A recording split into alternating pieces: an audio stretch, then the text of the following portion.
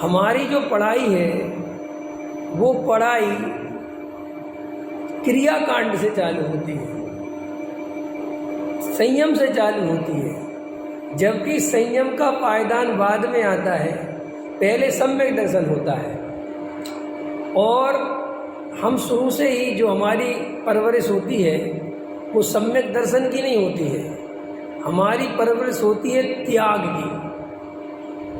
हम बच्चे को कभी ये नहीं सिखाते शुरू से कि बेटा सम्यक दर्शन की प्राप्ति करो, आत्मानुभव करो, तत्व निर्णय करो, क्योंकि हम ये बात खुद भी नहीं समझ पाते और अंदर से ऐसा रहता है कि ये बात क्या समझाएं, ये थोड़ी समझ पाएगा।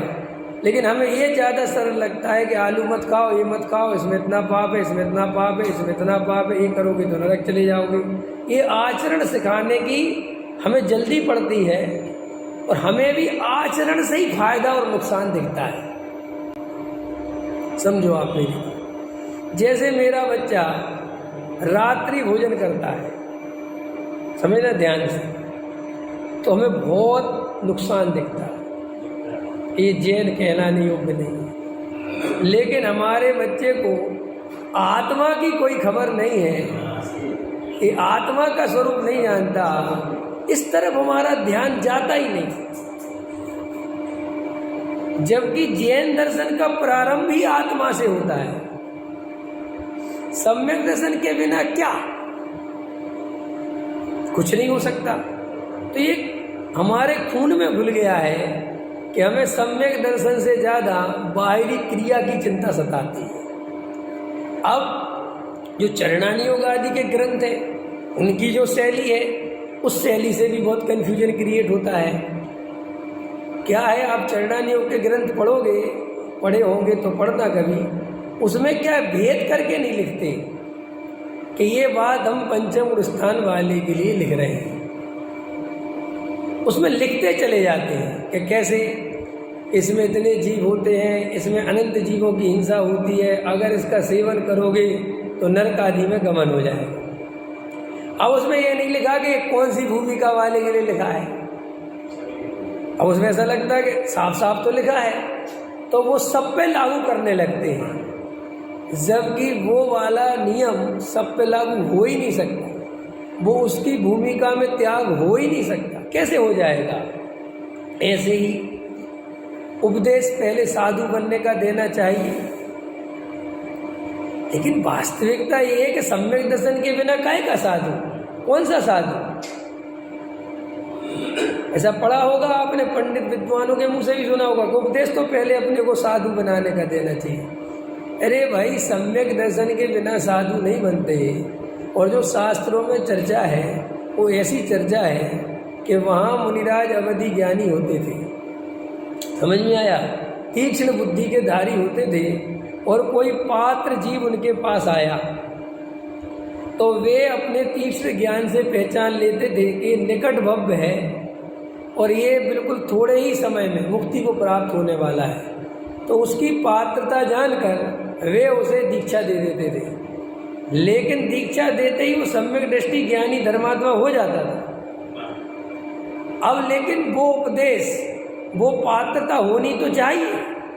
अब हमें साफ साफ दिख रहा है कि तुम्हारी पात्रता बिल्कुल ही नहीं है, तुम्हें अभी कुछ पता ही नहीं है, हम तुम्हें मुनि बनने का उपदेश कैसे दे दें, या हम तुम्हें साधु बनने की शिक्षा कैसे दे दें। हम पहले तत्व समझने की शिक्षा देंगे कि पहले स्वरूप समझो। और यही वास्तव में कंसेप्ट है, यही जैन दर्शन है। जैन दर्शन में जो बाहरी त्याग व संयम है वो रिजल्ट है आत्मा में रमने का। उससे कोई आत्मा में नहीं रमता, जो आत्मा में रमता है उसके बाहर के जीवन में ऐसे संयम आ जाता है। ये तो इस बात की निशानी है, लेकिन बाहर का संयम पालने से अंदर का संयम आ जाता है, ये जैन दर्शन का कंसेप्ट नहीं है। लेकिन ये बहुत बड़ी भूल है और ये चल रही है और बहुत बड़े लेवल पे चल रही है, और अच्छे अच्छे पंडित विद्वान संत साधु इस बात को समझ नहीं पाते। और कहीं ना कहीं हमारे दिमाग में ये भरा पड़ा हुआ है कि बाहरी आचरण के बिना अंतरंग आचरण कैसे पैदा होगा। ये बहुत गहराई में है ये बात। इसीलिए असंयमी सम्यक दृष्टि हो सकता है, ये बात हमें समझ में नहीं बैठती। और ये समझ में नहीं बैठने से हम भी जो सम्यक दर्शन का पुरुषार्थ करते हैं वो वहाँ नहीं करते जहाँ होना चाहिए, हम वहाँ करते हैं जहाँ सम्यक दर्शन का उससे कोई संबंध नहीं है। अब समझ रहे? और हम कैसे आपको इसको कैसे हम जस्टिफाई करेंगे हमने ऐसा किया है? इसके लिए आप अपने जीवन का 20 साल का रिकॉर्ड देखो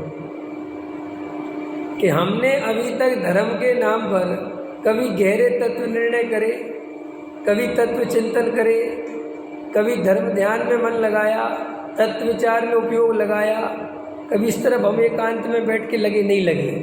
हमने 20 साल में क्या करा? क्रियाएं बढ़ाई। पहले हम कुछ अभक्ष खाते थे, हमने कुछ त्याग किया। पहले हम होटलों पे घूमते थे, हमने त्याग किया। पहले हम मंदिर में आते थे और 1 मिनट दर्शन करके चले जाते थे, अब हम 1 घंटे बैठने लगे, पूजा करने लगे। पहले हम पैंट शर्ट पहन के पूजा करते थे, अब धोती पहन के करने लगे। नियमित प्रक्षाल करने लगे, अष्टद्रव्य से पूजा करने लगे। और थोड़े आगे बढ़े तो आज अष्टमी है, आज हरी नहीं खाएंगे। यही किया ना हमने। लेकिन मैं आत्मा हूँ, मैं त्रिकाली ध्रुव हूँ, मैं जानना देखना मेरा स्वभाव है, मैं पर द्रव्य का कर्ता भोक्ता नहीं हूँ। इस तरफ हम बिल्कुल भी नहीं बढ़े।